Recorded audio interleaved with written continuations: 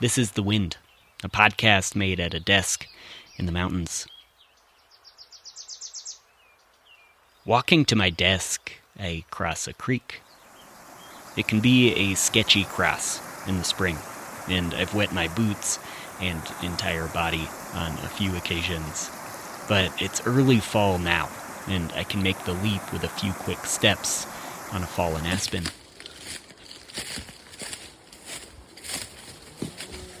As the snow on the upper peaks melts, it flows into this stream.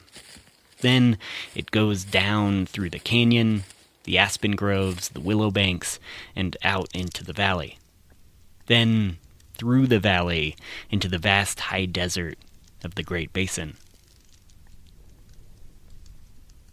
Out there in the wide expanse of sagebrush is where we'll start this episode.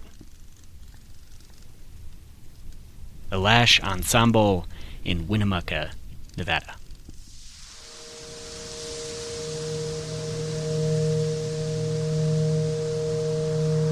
The Wind.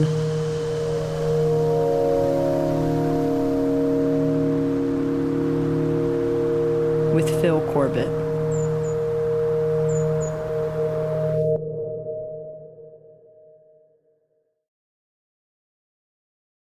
The oldest known petroglyphs in North America are in a remote corner of northern Nevada.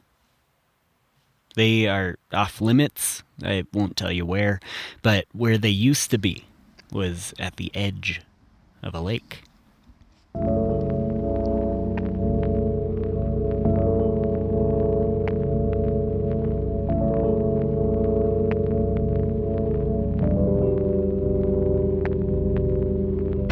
About 13,000 years ago, an ancient lake filled much of the Great Basin, modern-day Nevada. Lake Lahontan was about the size of Lake Ontario, slashed with long fingers of land. If it was still there, it's where the creek by my desk would eventually flow. Today, much of that ancient lake is dry desert floor. Overlooking one of these dry valleys, now partway up the mountain, is a place that was once a rocky beachfront. And that is where the petroglyphs are.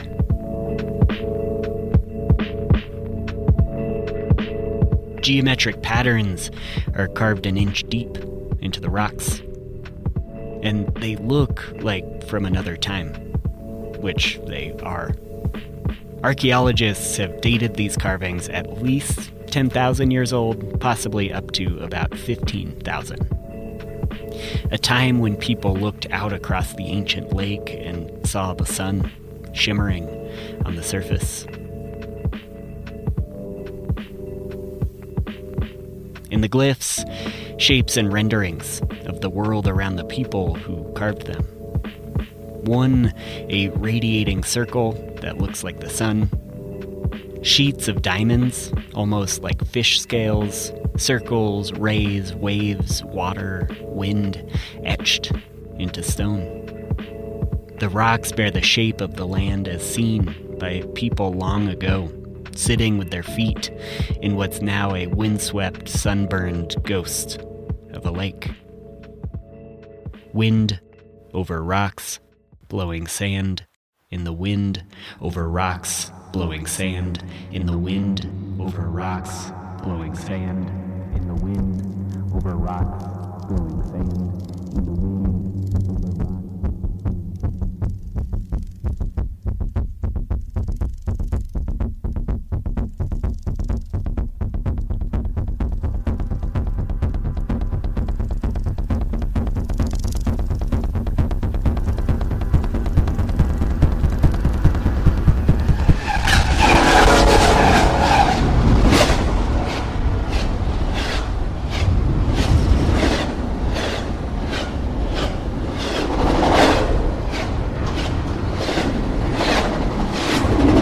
Today, trains run across the bottom of the ancient lake.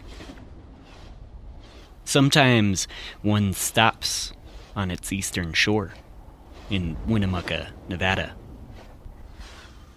Winnemucca is a railroad town, but it's also to some degree a mining town and a ranching town, cattle, and a while back, sheep.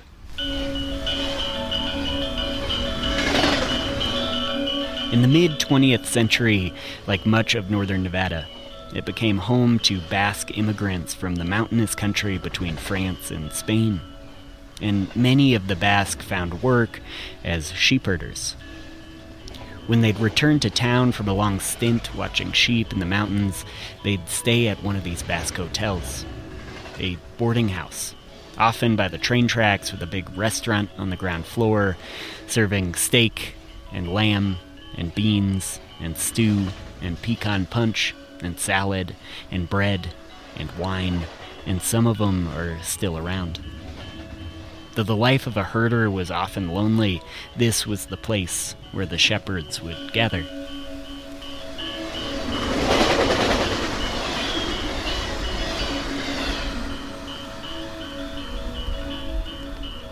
On a cold winter night, the streets wet with rain, a train leaves the station, and I stand by the tracks.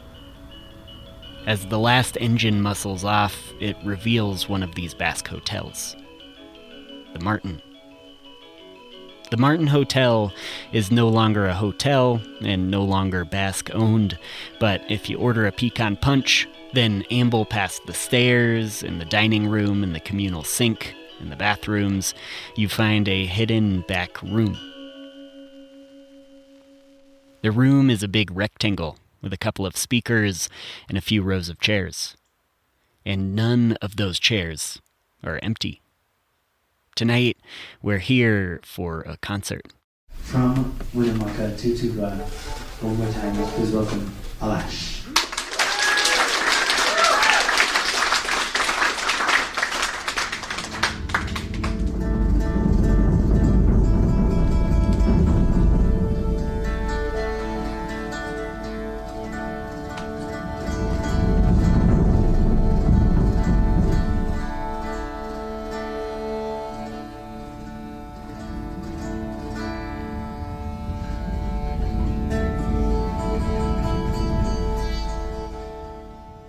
The men on stage wear ornate traditional garb, and they are from very far away. Tonight in Winnemucca, we find Alash Ensemble. Alash is a band from Tuva, a republic in south-central Russia, a big swath of southern Siberian steppe. And like Mongolia, with which it shares a long border, Tuva has a deep cultural history of horsemanship and nomadic herding. Tonight, they play in the Basque Hotel, a place built for herders.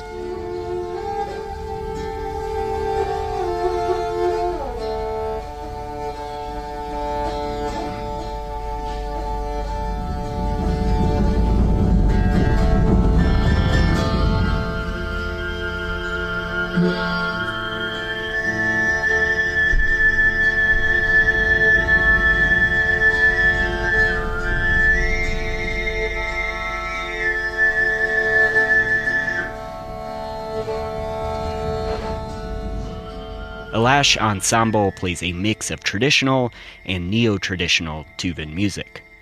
Since the lyrics are in Tuvan, the band often explains the gist of the tune in between songs, sometimes shouting to their manager and interpreter, Sean, off stage. Sean is from the northern steppes of Wisconsin and will clarify in fluent Tuvan, then shout back an English translation with a word like mosquito or stirrup. When the band talks about horses, the crowd nods knowingly, sometimes laughing and shouting jokes back. And much of the music is set to the rhythm of hooves at a gallop.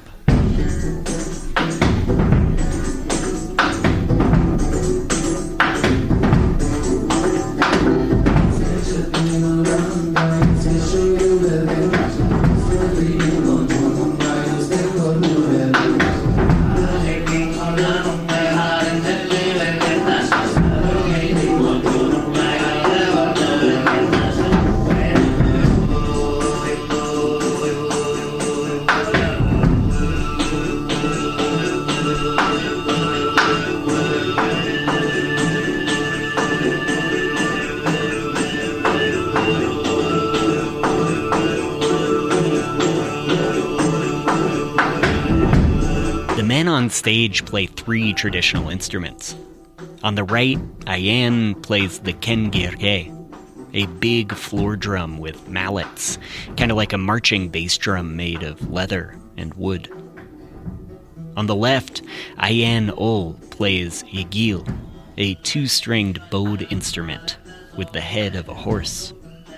It's sort of like a small boxy cello that sits on your lap. And in the center, their band leader is absent.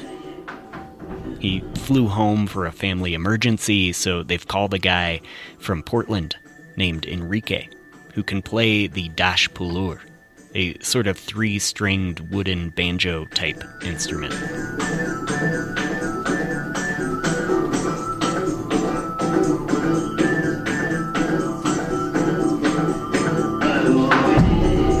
But for many, what sets the Tuvan musical repertoire apart is what we call in the West throat singing.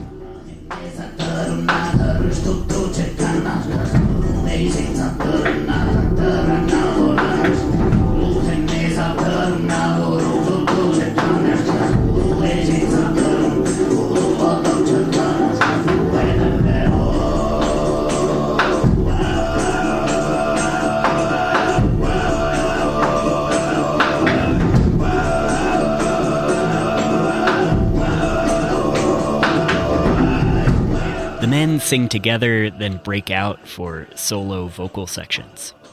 They perform different types of throat singing, each a specialist in one of them. The Tuvan word for this is xoomei, Xoomei. That includes Kargyraa, Sygyt, and a self-titled Xöömei, among others. Any style in tuva say have name. Kargyraa, Sygyt, Xöömei, different name and a different style. Next style I sing for you, this style is named Sygyt. This is a high style. Yeah.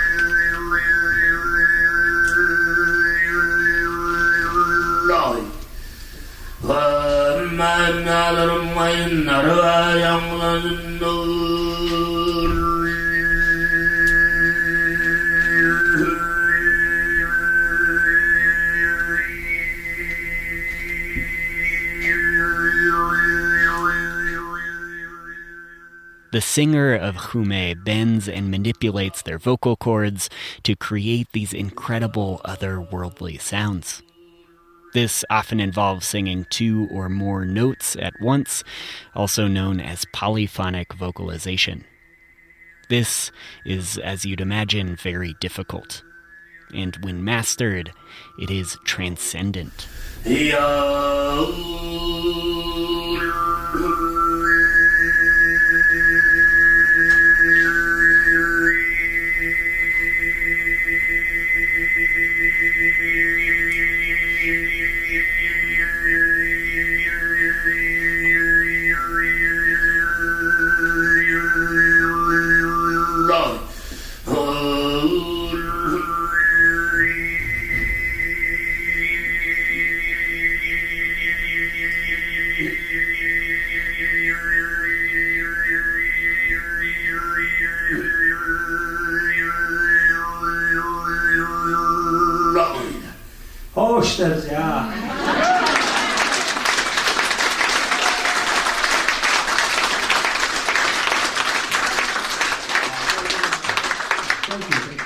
As the band later says on stage, in America they call this throat singing.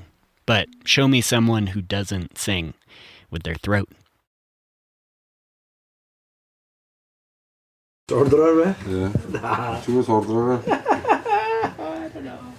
I meet the band upstairs in what was once the hotel. It's now a storage area, and their manager, Sean, translates. I'll have y'all introduce yourself and say where in Tuva that you're from. Okay. Таватай Adın adarsın onu onun kayısından men de çokalarsın. Менин атымда болсо Ширижик аян дээр мен болсо тавадан мен. Kayısından. Тавадын таңдан мен. Okay. I'm Ayan Shirijik from the Tangdi region of Tuva. Мен ол Аян ол дейір. Біз адуаның адамы өзін қожуындан.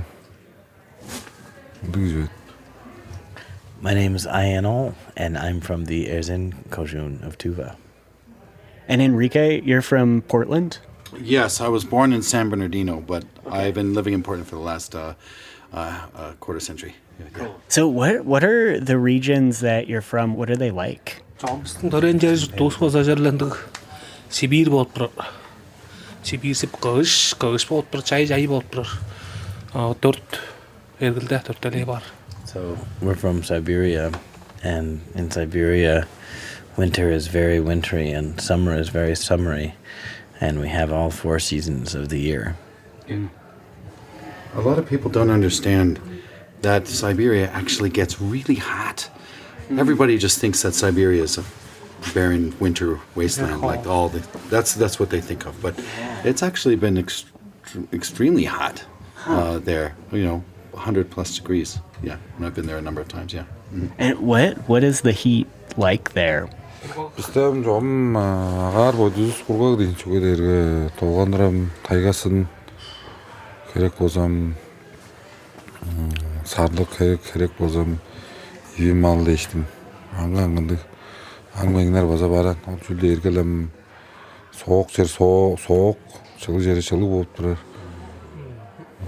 жылдың 4 ергілдесем шыпты бар болып тұрдым тоғада. Yes, it's a dry heat because Tuva is a mountainous place and there are mountains all around, so we have a dry climate with a wide range of animals, even including reindeer in the northeast. So, yeah, seasons are really strongly defined in Tuva. Yeah, reindeer herders, all different kinds of animals, yaks, camels, all in the same territory. Yeah, that's interesting that you say a dry heat, because that's also kind of an inside joke in Nevada as well, and I think a lot of the West of like, oh, it's hot, but it's a dry heat, So it's interesting that there's like crossover in the kind of climate experience as well. We noticed, amazing similarity, almost uncanny similarity to the geography and landscape of Tuva driving here. There's almost places that remind us of certain places, almost exactly.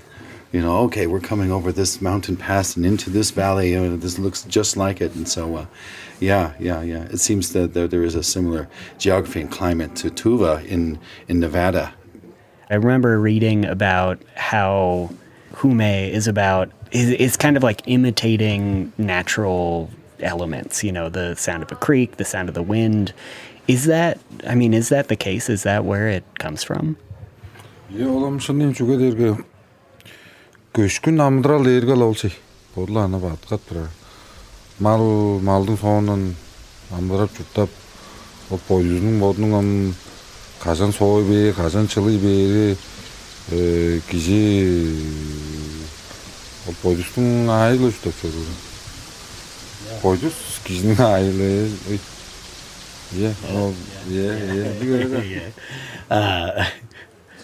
Yeah, of course, it's true. It's really true that the music is so deeply connected with the sounds from landscape and from nature and the animals around you, because the Tuvan people are nomads, and traditionally being nomads means that you're in tune with the sounds of what's happening in nature around you, and your particular needs at a particular time, and you live within the parameters of nature. Nature doesn't live according to humans.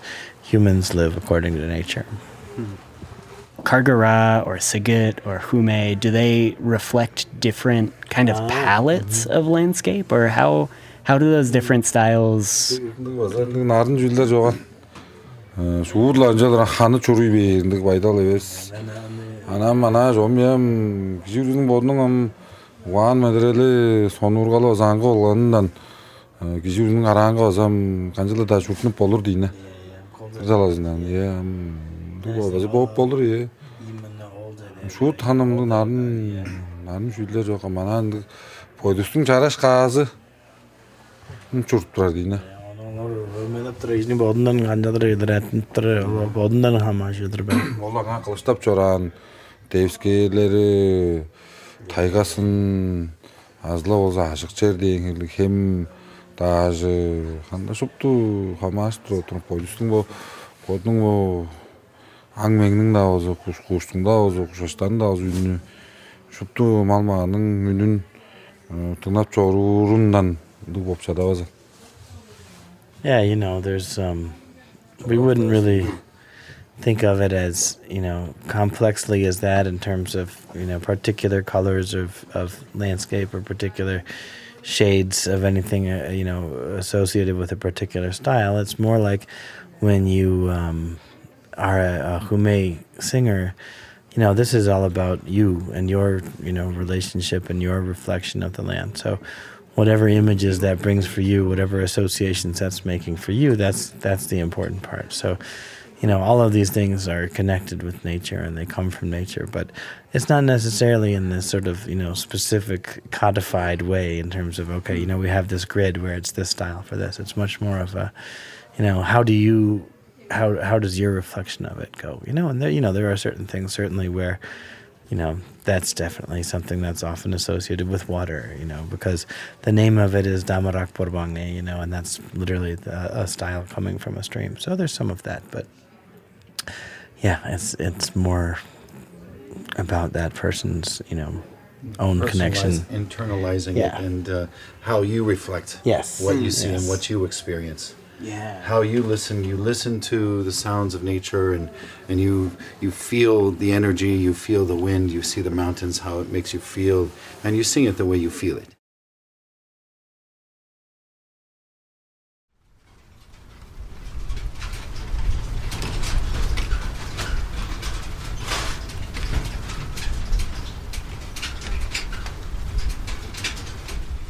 Across the desert on one of the mountain ranges that rose as an island from the ancient lake, I see the landscape through bullet holes.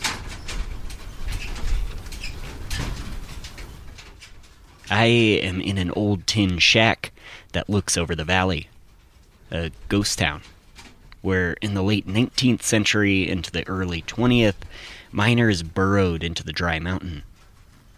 They called their town Seven Troughs, Tunnel Camp, Mazuma. The settlers, digging into the homelands of Numu and Newe, returned to the surface with ore and built banks to put it in. Built saloons and churches to spend it at, and some of those buildings still stand in the endless wind.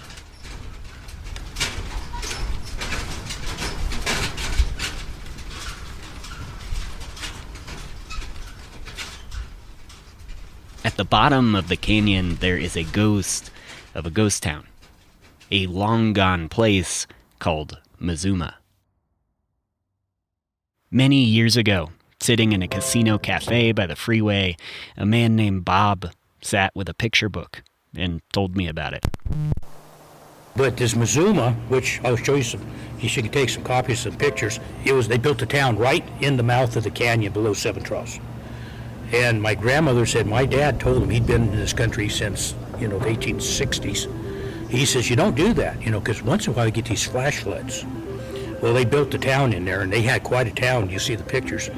One night they had rain, and it came on down there, and it tore the town apart. And there was a family by the name of Keo, and 3 of the kids drowned. And I think there was 4 or 5 altogether that died.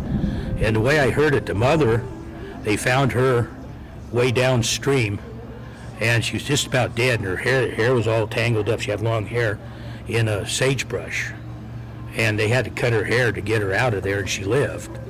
But it just took those big buildings and swung them around, and these pictures are before the flood. That happened in 1911. There's pictures you can get afterwards, too, shows what happened.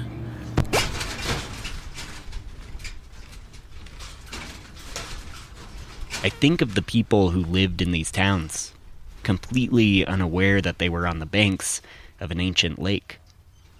People who saw the history like they saw the landscape.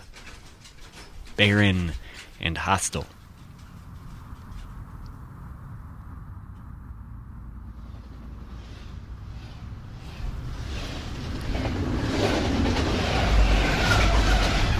Back at the Martin Hotel, Alash pauses the show for the passing train. So who's the train? Okay, maybe I can tune to it.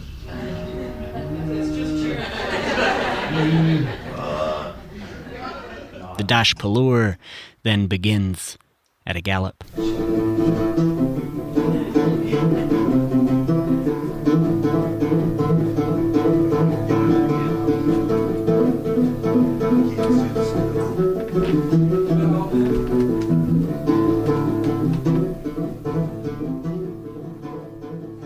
I'm really curious what you see while you're driving across the, American West and across America. I mean, what does this landscape, like, how is it beautiful? How is it ugly? Like, what are things that are standing out to you?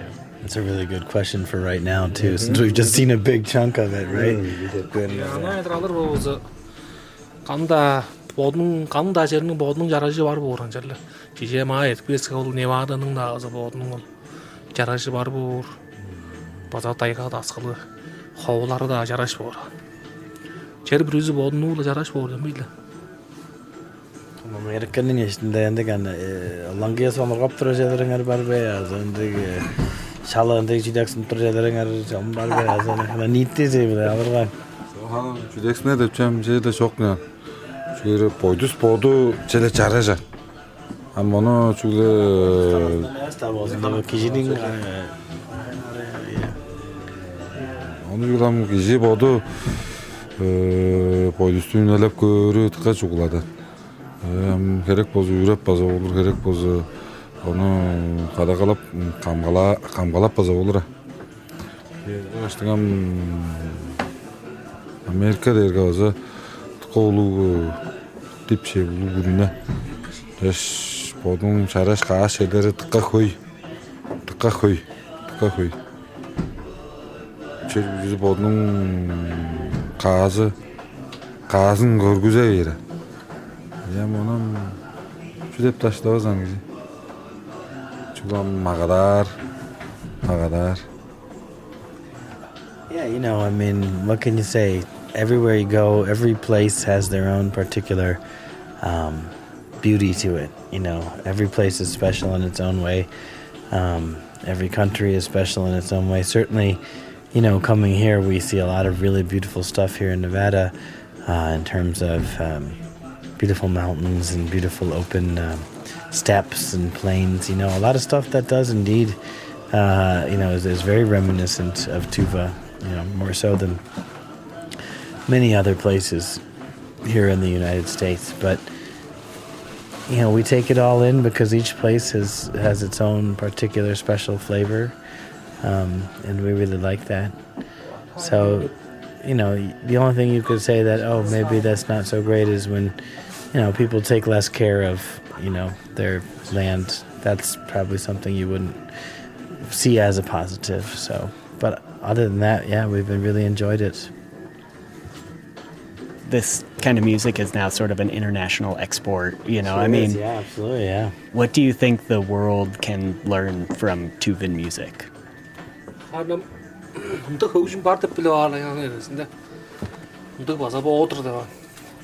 Well, first, just to understand that this type of music even exists, that something like this can happen.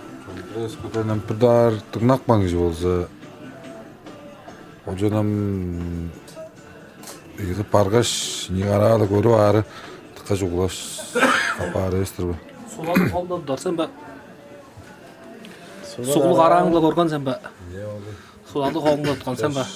Ezine tыңнан болдыңыза ол үнен сонурға ерген болдыңыза жұрттынша жерлер болса еккеден сонурға көріп қанжап бесам бұл түйін алсам Американың база бір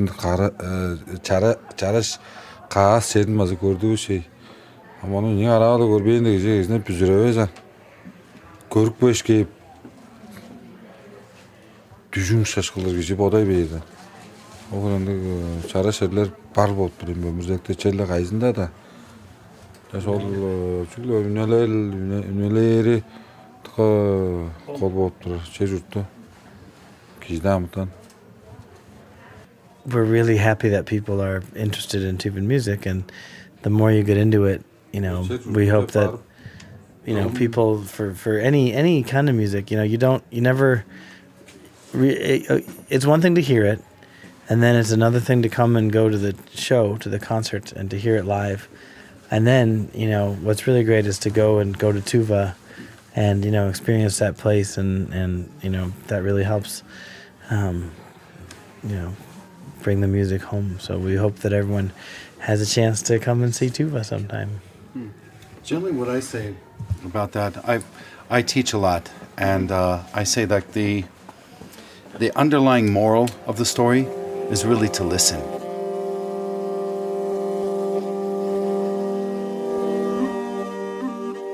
To listen to your environment, to find yourself in a place of where you can be kind of passive that way, and you're reflecting these sounds, you're reflecting the animals, the wind, the water, the mountains, and whatnot. And so it's in a way, it's a way to become kind of empathetic with your environment, a way to disappear in a sense.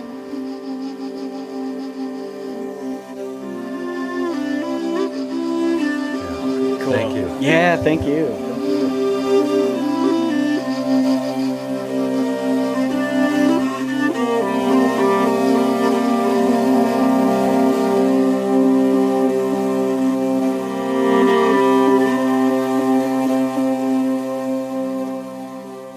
The music comes from the land, from the wind, from the water. The music flows through the singer like a river through its banks. For a moment, it appears as the singer sings it, and that sound then goes back into the land, into the water, into the wind, and so it continues. An endless song, flowing and drying. Ancient lakes and the people who swam in them. The mountains rise, the song appears, and if we're lucky, we catch a quick glimmer.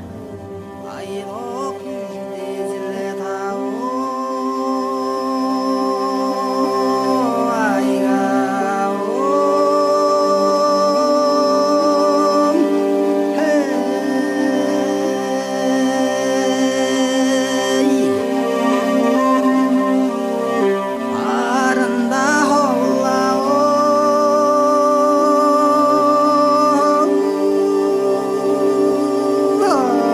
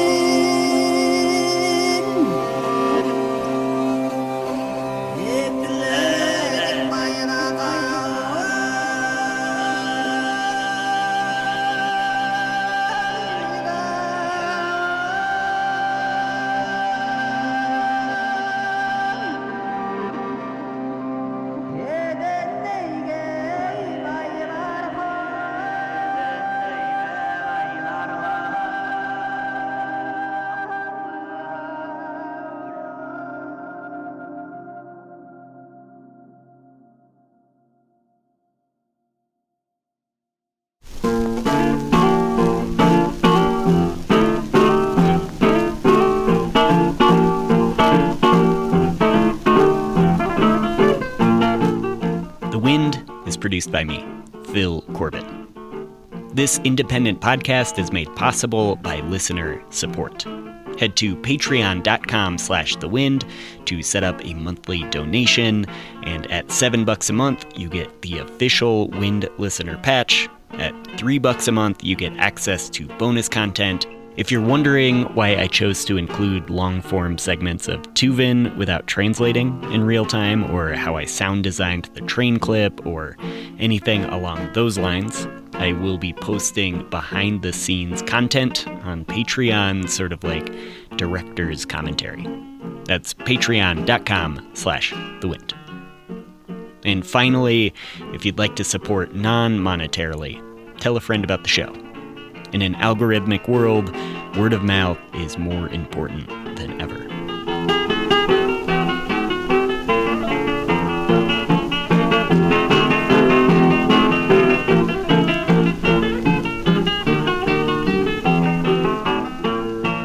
Thanks to Alash Ensemble, which includes manager and interpreter Sean, Ayan Ol, and guest musician Enrique, sitting in for Badi Darju. I'll post links to their albums, which are excellent, on the website.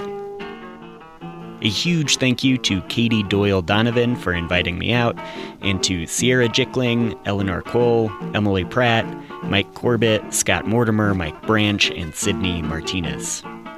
Music by Alash Ensemble, Eklept Insan, and this piece, Libertad, from the public domain. You can find The Wind on Instagram, TikTok, and YouTube, and for photos, links, and more, head to thewind.org. Thank you for being here, and keep listening.